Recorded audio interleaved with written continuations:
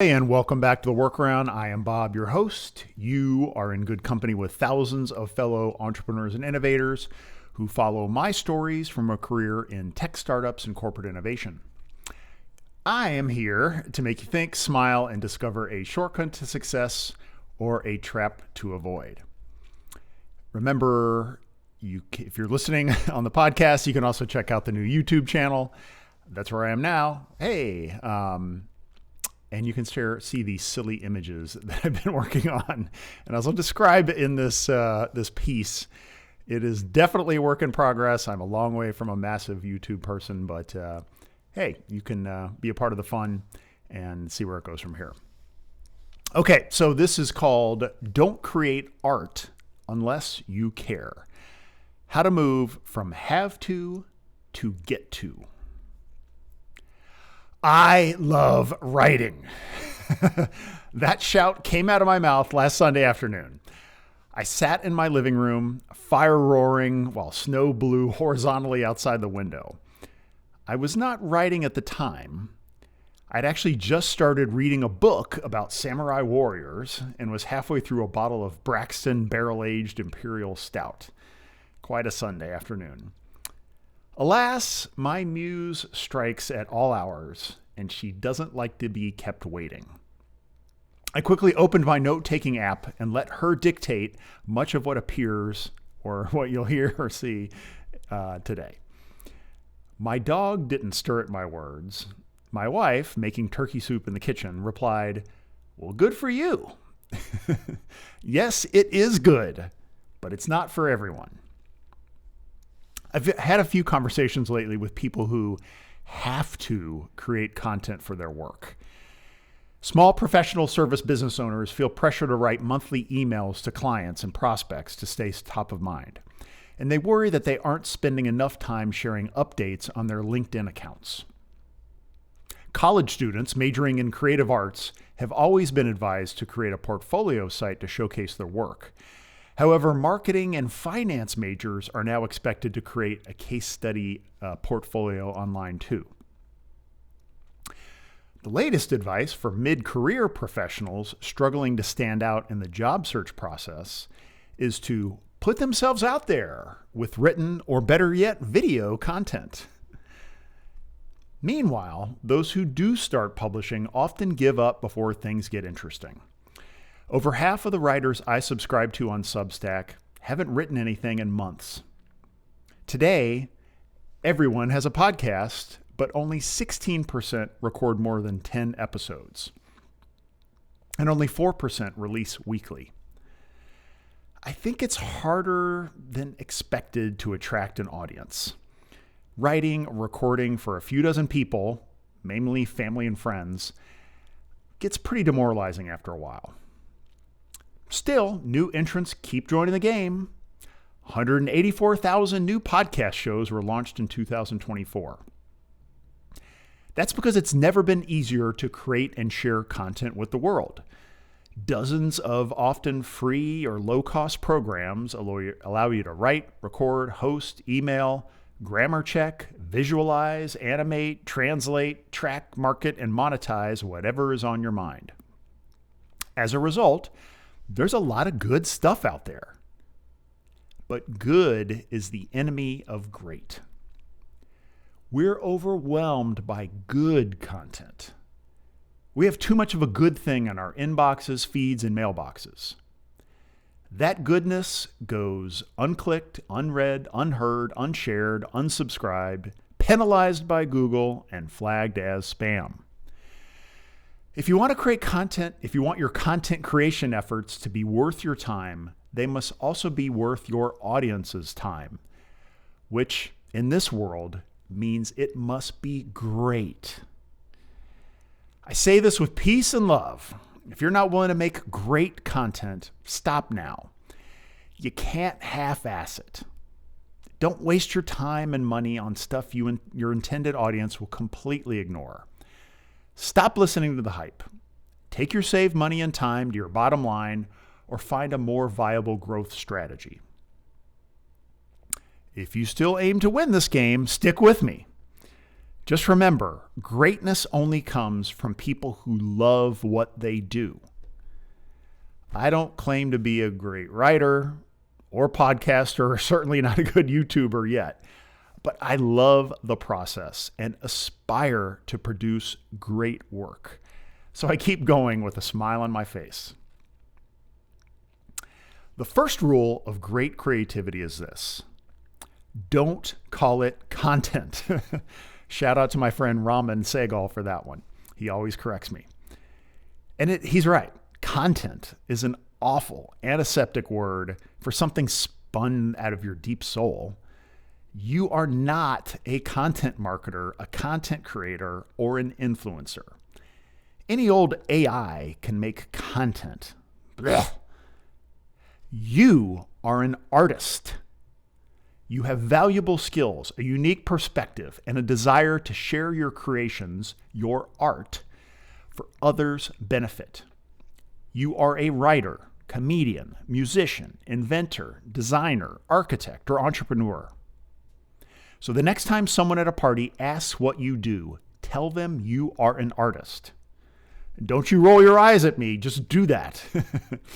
As any artist knows, you only feel whole when you create something from a place of love. If we do not love what we create, we know we're doing it wrong. To be honest, everything we do in work or life should come from a place of love. And I want you to watch this space for more in the months and years ahead on the power of love. I'm serious. With so many potential types of art to create, one wonders where to begin. That's easy. What art do you enjoy experiencing? Every great writer starts as an insatiable reader. Every great musician starts as a careful listener. Painters spend a lifetime noting colors and scenery long before they pick up a brush. You've probably spent 10,000 hours consuming this art already, so you're way ahead of the game. Many of the rules of writing, recording, building, and filming are already buried in your mind. You even know how to bend or break rules to improve your work. If you're still feeling the pain and your art feels like a chore, don't give up until you make it work for you. Maybe a different medium would make it more energizing for you. Carol writes poetry with a hint of business. Paul interviews people who deserve more attention. Joe geeks out on bringing data science to the real world. Rick shares personal, deep stories. Maybe you'll write dad jokes on your company's sign, or come up with daily stick figures. Whatever. You just get to do stuff that you love. And the more unique it is, the more you it is, the more of us will find and follow you. You also got to love yourself. Every person has a lifetime of unique and interesting stories. Your life and voice bring something to the table. We are programmed to figure each other out and learn from others' successes and failures. So we're interested in you. Then why would you hold back from sharing your full self in your art? Are you afraid? Well, love is the opposite of fear. So keep it real and let us love you. The more you pour your true self into your art, the more people are changed by it, including and especially yourself. There's a quote I found just today, another synchronicity alert, from a writer on Substack named Alice Lemmy. She said, "In my 4 years of writing online, the one thing I've discovered is that the harder it is for you to write a piece, the less likely it is to resonate with the audience. The inverse of this is almost always true. So if you love the process, you love what you're doing for yourself, others are going to love it too." As for myself, the how-to business stuff I've written over the years, the things you think that people are searching for and Googling for, they usually get much lower engagement than when I veer off into life topics. Maybe it's because we can Google those other topics and increasingly AI will answer all of our questions. But personal stories of challenge, struggle, and self-discovery don't fit nicely into a search or prompt box. People feel when you feel.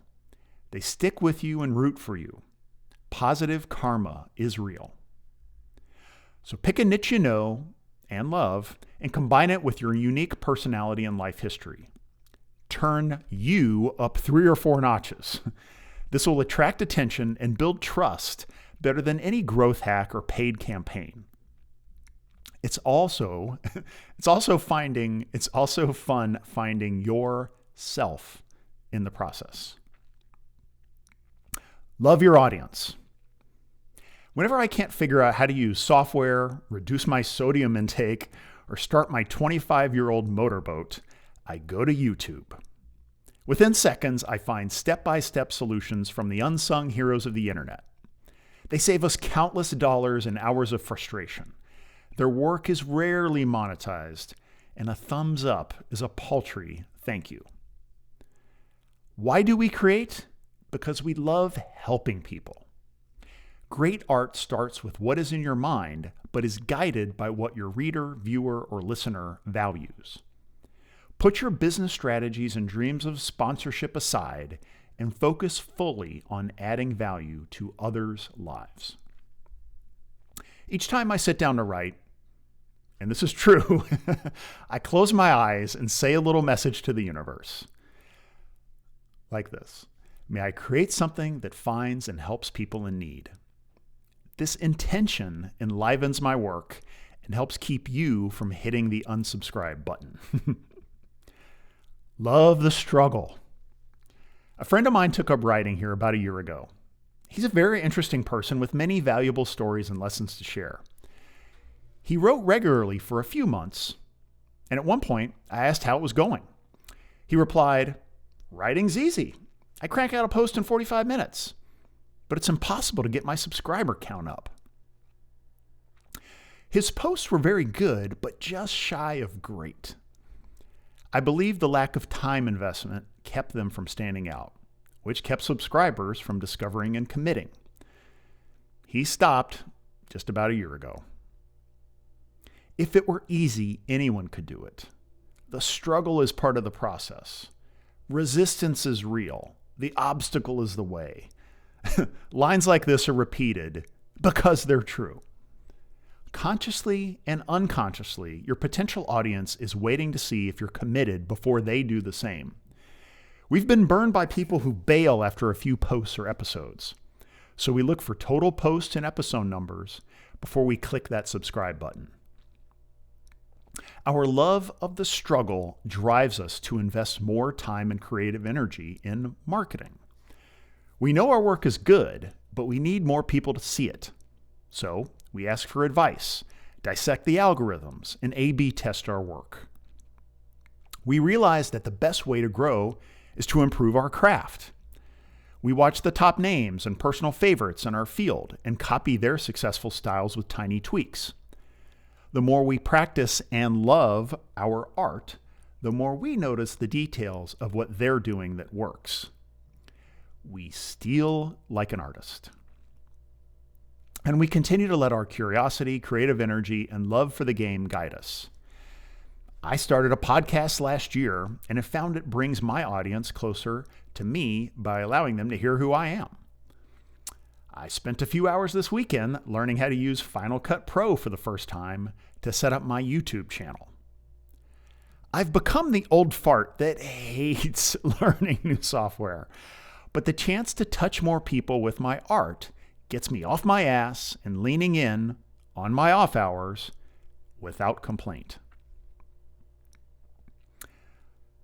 Anyone who creates art regularly and has their ego in check will admit that the ideas that spawn their work arrive from what seems like another realm. For me, it's usually halfway into my first cup of coffee. Like the ancient Greeks, I call this my muse. People with a spiritual bent will credit their God or some greater consciousness that we all have the potential to tap into. More rational types see their ideas as an output of a vast network of subconscious processes within us that toil away while our conscious selves are asleep, or otherwise occupied with the day-to-day. No matter the truth of where these gifts come from, we who receive them agree that the great stuff only comes when our minds are open and these factors of love are aligned. And when they arrive, you're going to be doing a lot of dictation. It makes the work of creating feel much more like play. Pro tip, always keep spare notepads lying around. This last section I call Love and Robots. And no, I'm not going to close this with some future perspective on the impact of AI on our creative lives. Instead, I want to tell you a story about my daughter, Ella. Ella is a senior in college studying animation. She picked up a crayon early and never seemed to let go of it. Of course, crayons and scrap paper eventually became styluses and computers. Her school assigns her many projects to build schools and ensure that graduates are ready for the hard work of a career in such an intense, competitive profession. She and her friends hardly party and can't go to ChatGPT for help. But she loves the grind, and as a result, her portfolio is incredible. Yet, over the summers and in spare pockets of time here and there, she and a group of her friends tear themselves away from normal student distractions to work on costumes for an annual sci-fi convention. Many months ago, they chose to be Star Wars characters. Ella, being Ella, chose to create a 6-foot-tall battle droid puppet from the prequel Star Wars movies. She scrounged together scraps of cardboard and worked from a dozen different sources to design something that no one on the whole World Wide Web seems to have created this way before. While I spent last summer on a lounge chair along the lake, Ella sat cutting cardboard in a tiny guest room all day long. This work had nothing to do with animation and probably won't help her land a job, but she just had to do it. The result, in photos I'll share on Substack and YouTube, was the brightest smile I've ever seen on this kid's face. Countless fellow fans and even a few B-list celebrities stopped her for photos while she walked over the convention floor. After 2 days of doing that, Roger the droid is back in his box and Ella is back to work on her senior thesis. She's gearing up to make a big run at the big time with an animation studio this summer. It's probably easier to make it on Broadway, but she's committed to go for it. I think she'll find something. After all, she's got love on her side. All right. Hey, thank you for listening, for watching, for reading. If you like it, please give me a thumbs up, a heart, whatever is appropriate on the medium that you're consuming this. That helps other people discover it and helps me touch some other people's lives.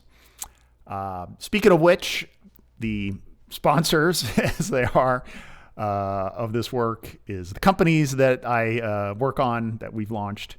Fleet is our holding company for service businesses. We invest in leaders who are ready to start their own companies. We also do a little M&A. If this might be you, hit my office hours link. Revelin is our consulting practice that helps with revenue alignment, growth management, and other RevOps functions. Our CEO, Jess Schuman, is standing by to share a no-cost assessment of your business. Shipwright Studio is our software development agency led by Ross Llewellyn. He's a CTO who has led multiple successful startups. He loves turning your dreams into reality, and his clients trust him for software built to last. Hardy is our boutique recruiting service. Our big difference is you get C-level talent like me to source and screen for you. That means we get you killer talent in less time. And I've also got links to my office hours schedule. This is for any questions, feedback, networking, literally any topic, seriously any topic. And you can find me on LinkedIn or email. Finally, my cool content of the week, a little something I found meaningful. You might agree. This is a podcast episode with myself and Andrew Tarvin.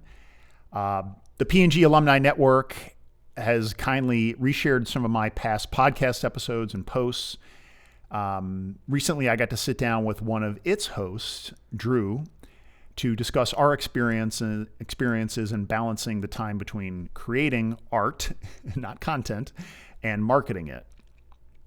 And we were kind of we're both triggered by reading a New York Times piece recently that focused on an up-and-coming comedian who feels she must spend more time creating viral TikTok content than honing her act. What's neat about Drew is he left P&G, so we're both P&G alumni. He went on to build a comedy career with a business angle. And what he does for a living is help companies bring humor into their workplaces. He also publishes a weekly Substack called The Funny Thing About That, which is great. Drew and I agreed that the tug of war between creating and marketing is real. There are no easy ways to do it, of course. And tune into that podcast. You can hear us discuss some of our strategies for trying to balance that out, along with some very specific tools and tactics that we have tried along the way, some of which actually worked. So check out the link for that. Enjoy. And thanks again for making my life a little bit better by being out there and being an audience. Hope that you enjoy this. Please share it, and ahoy for now.